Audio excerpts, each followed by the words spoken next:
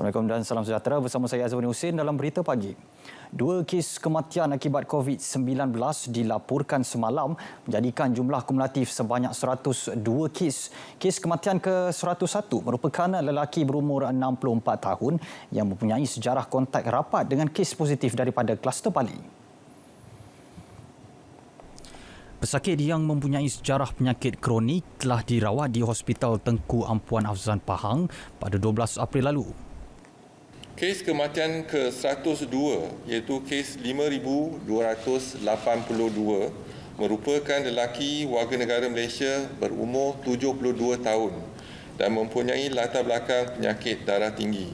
Beliau telah dirawat di Hospital Umum Sarawak pada 16 April 2020 dan disahkan meninggal dunia pada 30 April 2020 jam 12.55 tengah hari.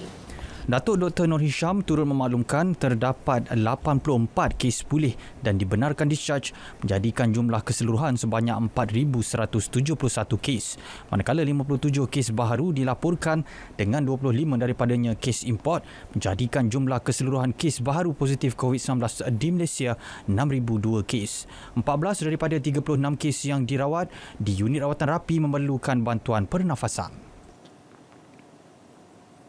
Kebanyakan kes daripada kluster di Hospital Umum Sarawak HUS adalah berkait rapat dengan kluster terbesar di Kuching iaitu kluster persidangan keagamaan di sebuah gereja pada 29 kes atau 51.8%. Datuk Dr. Nur Hisham menjelaskan tiada kes yang berpunca daripada pengendalian kes yang disahkan positif dari ward COVID-19 dan unit rawatan rapi di hospital tersebut. Sehingga 29 April 2020, seramai 2,003 orang kontak rapat telah dikenal pasti susulan aktiviti pengesanan kontak rapat dengan secara aktif yang dijalankan oleh Kementerian Kesihatan.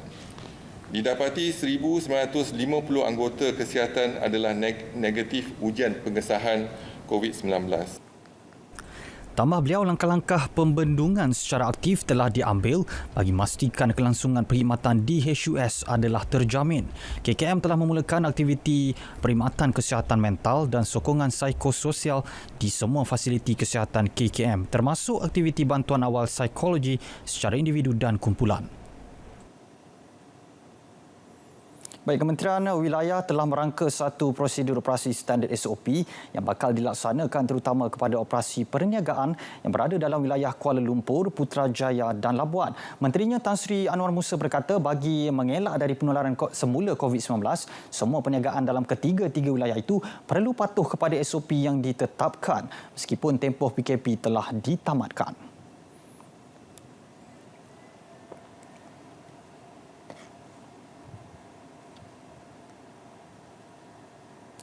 Kementerian Wilayah bersama agensi di bawahnya akan memantau secara keseluruhan termasuk tahap kebersihan sesuatu premis perniagaan.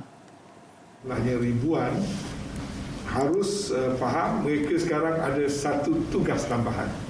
Kalau dulu penguasaan soal pelesenan, soal premis ataupun soal-soal pelanggaran kepada building bylaw dan sebagainya, sekarang kita ada satu tanggungjawab tambahan iaitu kita harus memantau sejauh mana peniaga kita, penjaja kita dan kedai-kedai di bawah jagaan kita mengamalkan apa yang harus mereka amal mulai daripada sekarang. Selain itu, komuniti penduduk turut dinasihatkan untuk mengadakan SOP supaya memastikan wabak COVID-19 dapat dibendung secara keseluruhannya di kawasan tempat tinggal masing-masing. Tan Sri Anwar menyatakannya selepas program limpahan lampu cahaya biru di Putrajaya. Beberapa lokasi dan bangunan ikonik di wilayah Persekutuan Putrajaya, Kuala Lumpur dan Labuan dinyalakan dengan lampu neon berwarna biru sebagai menghargai jasa dan pengorbanan petugas barisan hadapan dalam memerangi COVID-19. Penganjuran program ini akan diadakan sehingga 3 Mei.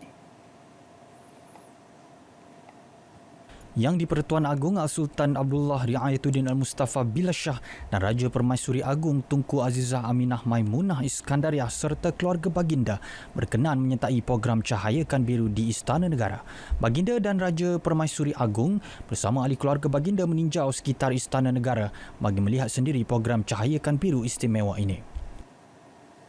Saya dan Raja Permaisuri Agong bersama dengan keluarga saya ingin merakamkan ribuan terima kasih kepada semua garisan hadapan dalam kita memerangi wabak COVID-19 ini. Terima kasih. Program Cahayakan Biru ini sebagai sokongan dan penghargaan kepada para petugas barisan hadapan yang berjuang mengekang wabak COVID-19. Pihak berkuasa tempatan PBT sewajarnya membenarkan operasi semua sektor ekonomi yang telah dibenarkan oleh Kementerian Perdagangan Antarabangsa dan Industri MITI pada tahap keempat PKP. Menurut Datuk Seri Ismail Sabri, kekeliruan mengenai kebenaran beroperasi itu akan dibincangkan dengan Kementerian Perumahan dan Kerajaan Tempatan. Sepatutnya tidak wujud perbezaan kebenaran apabila MITI meluluskan semua sektor ekonomi beroperasi dengan kapasiti penuh tanpa sukatan. Beliau turut menegaskan walaupun kebenaran diberikan untuk 100% pekerja-bekerja semula, ia masih tertakluk kepada prosedur operasi standard SOP yang ditetapkan. Dari segi kilang-kilang yang dibenarkan dibuka tadi, sebenarnya dari segi penjarakan sosial dan sebagainya, semuanya terdapat di dalam SOP yang telah pun ditetapkan oleh MITI. MITI menetapkan SOP yang ketat kepada kilang-kilang yang mereka benarkan pembukaannya. Dan kilang ini yang melibatkan essential kilang-kilang yang keperluan asas ini, makanan dan sebagainya, sebenarnya dulu telah pun dibuka. Cuma dulu dari segi peratusan pekerjanya mungkin saya kira 50% saja. Jadi sekarang ni kita benarkan tambahan menjadi 100%. Bermula 1 Mei, peminjam sewa beli dan pembiayaan Islam berkadar tetap akan menerima notis pemberitahuan proses penangguhan pembayaran. Ia susulan pelaksanaan moratorium selama 6 bulan yang diumumkan Bank Negara Malaysia BNM sebelum ini. Notis akan diberikan menerusi khidmat pesanan ringkas SMS, email atau surat berdaftar daripada institusi perbankan berhubung langkah yang perlu diambil bagi menyempurnakan proses berkenaan. BNM dalam satu kenyataan menjelaskan susulan daripada pengumuman pada 25 Mac lalu, institusi perbankan sedang dalam proses memformalkan perjanjian. Ia merangkumi semakan terhadap syarat pembayaran balik dengan peminjam sewa beli dan pembiayaan Islam berkadar tetap bagi pelaksanaan moratorium 6 bulan. Langkah tersebut bagi memenuhi keperluan prosedur di bawah Akta Sewa Beli 1967 dan keperluan syariah yang terpakai bagi apa-apa perubahan yang dibuat terhadap syarat perjanjian terbabit, termasuk perubahan kepada jadual pembayaran atau jumlah pembayaran mengikut moratorium.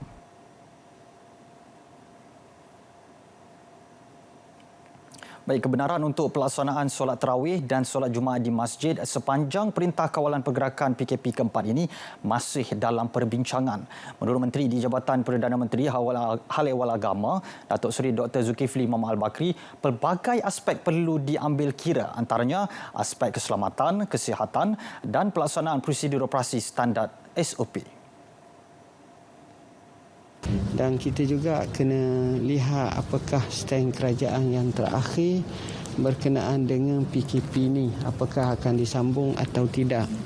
Jadinya kami mengambil inisiatif mengadakan perbincangan demi perbincangan dengan ashabus samahah, para mufti, ahli jawatan kuasa fatwa kebangsaan dan juga mereka yang terlibat termasuklah KKM.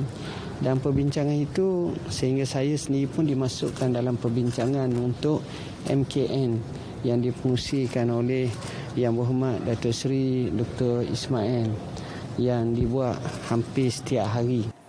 Beliau berkata sedemikian selepas menyampaikan sumbangan Adil Fitri Majlis Agama Islam Wilayah Persekutuan Mawib kepada asnaf di Ibu Negara. Sumbangan dana zakat berjumlah hampir 13 juta ringgit diserahkan kepada 26,400 orang penerima yang memerlukan. Dana bantuan zakat kecemasan buat kali kedua juga turut diumumkan oleh Mawib bernilai hampir 3.5 juta ringgit ekoran pelanjutan PKP keempat.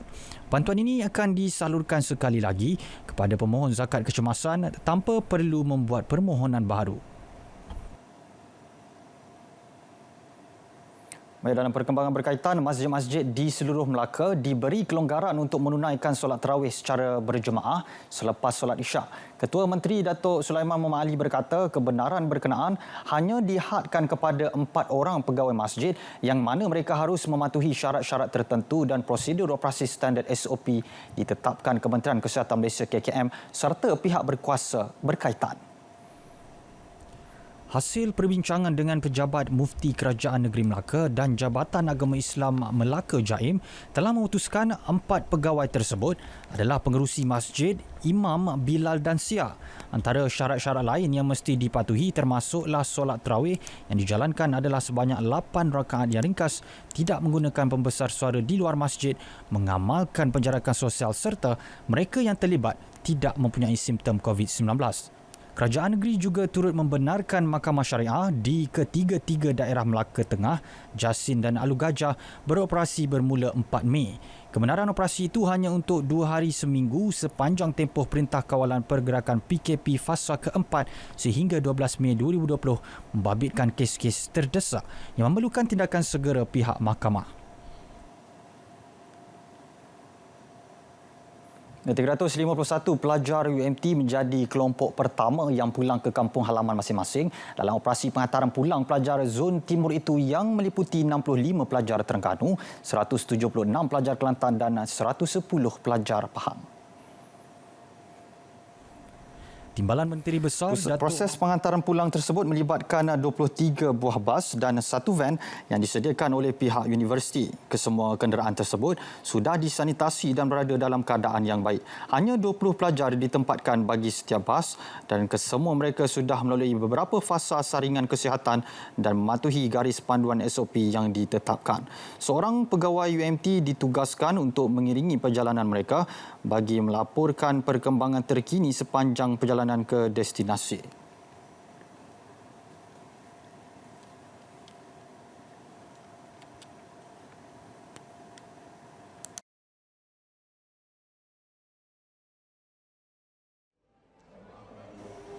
Sementara itu, seramai 127 pelajar Universiti Malaysia Kelantan UMK menaiki bas pulang ke rumah masing-masing selepas 44 hari terkandas di kampus berikutan Perintah Kawalan Pergerakan PKP.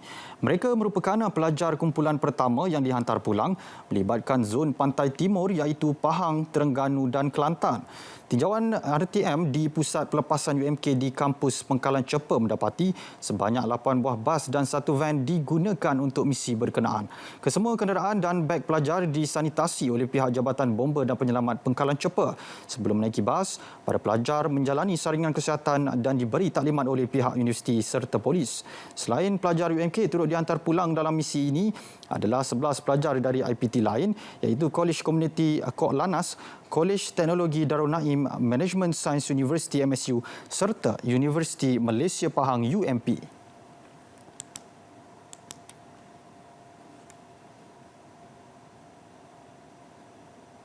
Itu maknanya semangat nak balik tu lagi tinggi lah sebab rindu rumah semua. Jadi lebih bersyukur lah, alhamdulillah lah dapat balik. Terima kasih lah.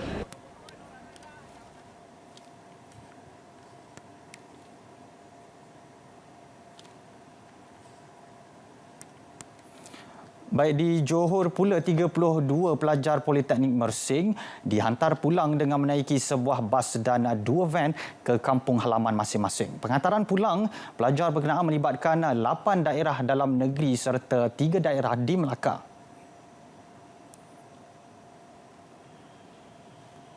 Syukurlah kepada Allah Subhanahu Wa Taala kerana harapan ataupun doa-doa pelajar-pelajar untuk balik bersama ibu bapa berpuasa memang telah dimakbulkan. Jadi kesempatan ini saya mengucapkan terima kasih kepada pihak terutamanya kepada KPT yang telah berusaha berbincang dengan pihak MKN untuk memberikan peluang kepada pelajar untuk balik. Kesemua pelajar perlu mematuhi prosedur operasi standard yang telah ditetapkan dan bagi pelajar, usaha kerajaan dihargai. Saya dah duduk kat Mersing ni dah dekat sebulan lebih lah sebelum tu. Patutnya ada waktu cuti saya nak balik. Tapi saya tak dapat balik sebab time PKP ni. Setakat ni saya amalkan lah sebab keluar pun saya pakai topeng. Saya pun jarang keluar. Keluar pun bila apa yang perlu saja. Saya rasa bersyukur sangat Alhamdulillah sebab kita dah berapa lama kan terkandas kat sini. Nak balik pun tak jadi-jadi. Jadi bila dapat peluang balik ni bersyukur sangat-sangat. Sebulan jugalah. Daripada awal sampailah sekarang. Memang nak balik tu dah plan. Tapi tak jadi. Alhamdulillah pihak polis sediakan keperluan yang cukup daripada makanan sampailah keperluan asas.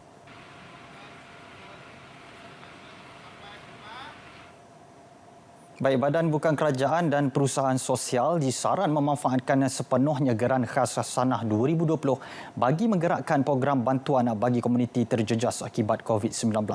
Pengarah urusan Yayasan Hasanah, Syahira Ahmad Bazari berkata, permohonan geran berkenaan bermula 15 April lalu sehingga 15 Oktober.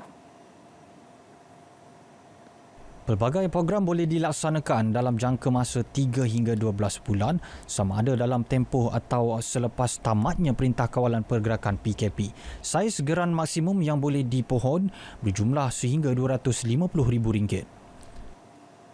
Setakat ini kita telah terima lebih daripada 100 permohonan dan kita akan menyalurkan. Kita ada proses yang kita lalui untuk meluluskan permohonan tersebut supaya bantuan dapat diselaraskan dengan segera. Jadi tujuan geran khas ini juga ialah untuk menyalurkan bantuan dengan segera, rapid mobilisation sewaktu PKP dan juga selepas PKP.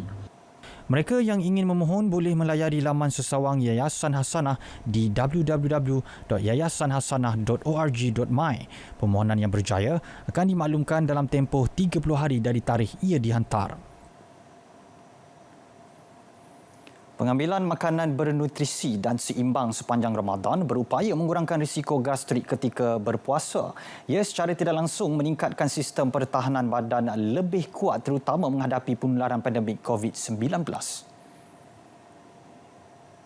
Menurut pakar perubatan dan gastroenterologi Dr. Ahmad Najib Azmi, sepanjang tempoh PKP dilaksana, ia secara tidak langsung memberi peluang kepada masyarakat menyediakan sendiri makanan di rumah yang dijamin bersih dan selamat.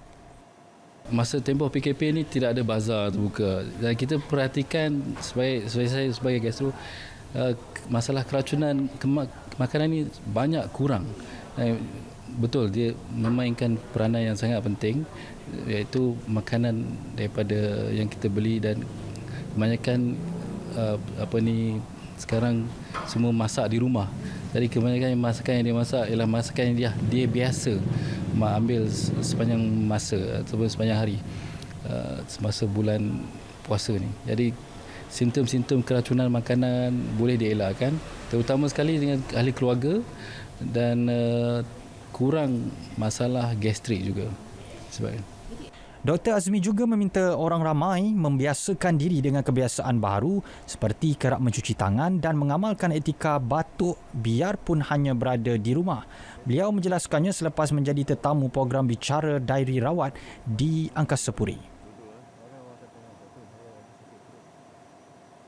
Selepas memperkenalkan robot Kiah pertama di Malaysia untuk menghantar makanan kepada pesakit COVID-19, Hospital Chancellor Tuanku Mukhrish SCTM mencipta satu lagi robot.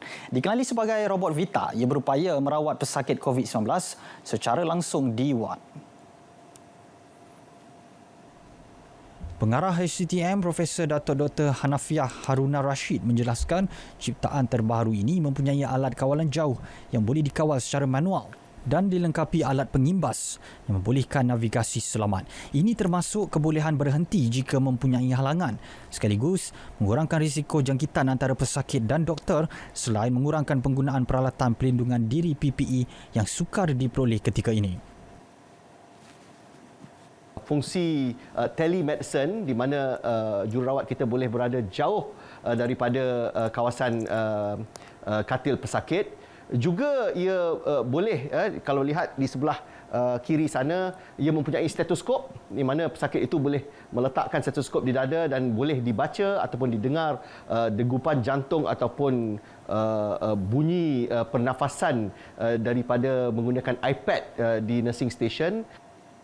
Robot Vita hasil kerjasama HCTM dan Indisium Sdn Bhd dilengkapi ciri-ciri keselamatan dan hanya boleh digunakan oleh individu yang mempunyai kata-kata kunci sahaja. Pengarah urusan Indisium Sdn Bhd, Prem Kumar optimis robot Vita mampu membuka lebih banyak inovasi baru di Malaysia sebagai platform membantu petugas perubatan memantau dan merawat pesakit secara langsung di setiap wad. Robot Vita ini juga berkemampuan untuk disambungkan dengan sebarang alat peranti kesihatan seperti ultrasound. Sistem pemantauan gejala COVID Cosmos yang dibangunkan sepasukan penyelidik Universiti Malaya UM memberikan penjimatan masa yang banyak kepada petugas kesihatan dalam memantau individu sedang dikuarantin akibat COVID-19. Melalui sistem ini, petugas kesihatan tidak perlu menelefon individu yang dipantau setiap hari secara manual. Menurut pensyarah Fakulti Sains Komputer dan Teknologi Maklumat UM, Profesor Dr. Chew Tiam Kian, proses pemantauan boleh dijalankan oleh petugas kesihatan dengan mengakses gejala yang dilaporkan pesakit ke sistem utama Cosmos melalui papan pemuka. Bagi mana-mana pesakit yang tidak membuat laporan, sebenarnya pakar perubatan boleh pantau mereka melalui dashboard. Dan untuk golongan itu, contohnya katakan 10% yang tidak membuat laporan, maka pakar perubatan baru menghubungi 10% pesakit ini. Dalam pada itu, pakar klinikal Fakulti Perubatan UM, Dr. Hairin Abdul Hadi berkata, walaupun baru sebulan menggunakan sistem itu, Cosmos ternyata memberikan kemudahan yang memberangsangkan kepada petugas kesihatan. Dan yang mudahnya ialah kita tahu berapa orang, kalau kita tengok dashboard tu, berapa orang yang perlu kita panggil dan berapa orang yang telah berubah dia punya status dia punya gejala tu.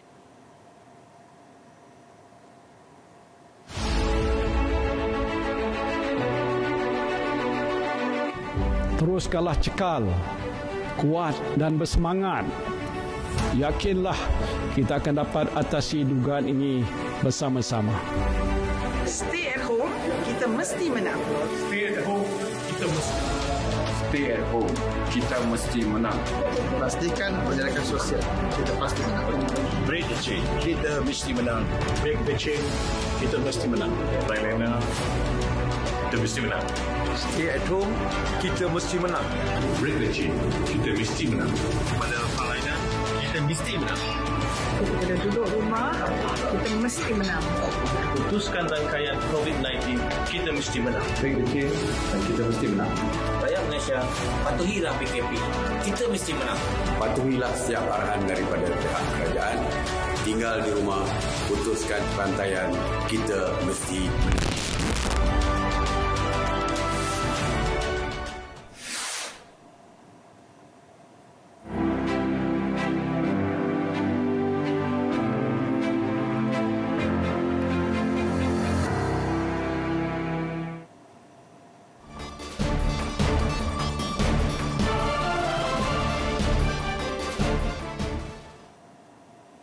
Beralih ke perkembangan luar negara, selepas berjaya mengurangkan bilangan kes baharu pandemik COVID-19, Singapura melonggarkan langkah sekatan pergerakan atau pemutus rantaian dan akan membuka semula ekonominya dengan progresif. Perdana Menteri Lee Hsien Loong berkata Singapura mengekalkan perkhidmatan penting untuk beroperasi tetapi sektor ekonomi lain perlu dibukakan secara berperingkat-peringkat. Kesemua industri perlu kekal utuh bersedia untuk meneruskan perniagaan apabila keadaan membenarkan, jadi ia memerlukan kerjasama rapat antara syarikat, pekerja dan kerajaan. Semalam Singapura melaporkan 528 kes jangkitan baharu COVID-19 menjadikan jumlah keseluruhan 16,169 kes dengan 12 kematian. Singapura memulakan langkah-langkah pemutus rantaian pada 7 April dan dijadualkan berakhir pada 1 Jun.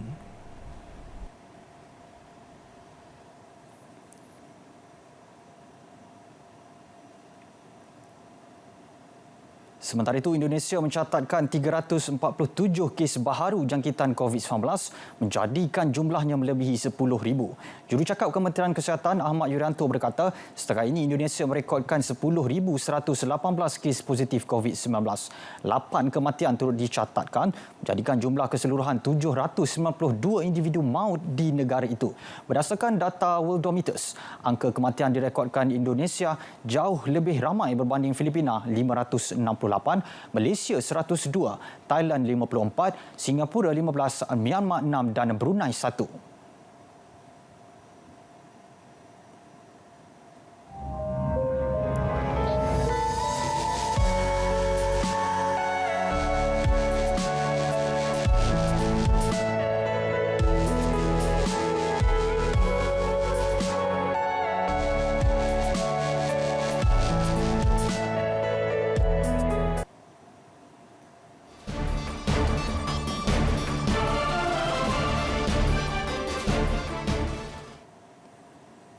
Sedikit perkembangan sukan, wakil pasukan e-sukan Bigetron Arif Daniel Rusli yang memohon bantuan Kementerian Belia dan Sukan KBS berkenaan masalah teknikal sambungan internet pasukannya memaklumkan ia berjaya diselesaikan hasil bantuan KBS dan terutamanya Telekom Malaysia TM. Ini sekaligus memberikan kelegaan kepada pasukannya yang akan mewakili Malaysia di final Liga Profesional PMPL Asia Tenggara. Sebelum ini, Daniel memaklumkan pihaknya terpaksa menggunakan rangkaian telco sendiri kerana port untuk Unify di alamat kediaman mereka telah penuh. Keadaan ini sekaligus merencat persiapan mereka bagi mewakili Malaysia di Liga Dunia PMPL. Terima kasih kepada Datuk Rizal Marikan dan juga warga KBS yang membantu kami untuk berhubung dengan Datuk Nur Kamarul Anwar Nuruddin, pengarah urusan PM, dan juga pihak Telekom Malaysia bagi menyelesaikan isu kami. Kami akan cuba membuat yang terbaik bagi mengharumkan nama Malaysia. Tambah Daniel, pihak TM akan ke tempat mereka bagi melakukan penyambungan port internet dari Internet Service Provider. Bigetron Arif antara 16 pasukan terbaik Asia Tenggara.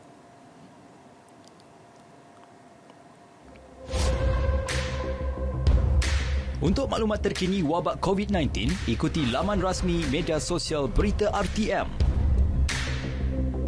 Instagram, Facebook, Twitter, YouTube dan portal rasmi Berita RTM. RTM, jenama media paling dipercayai.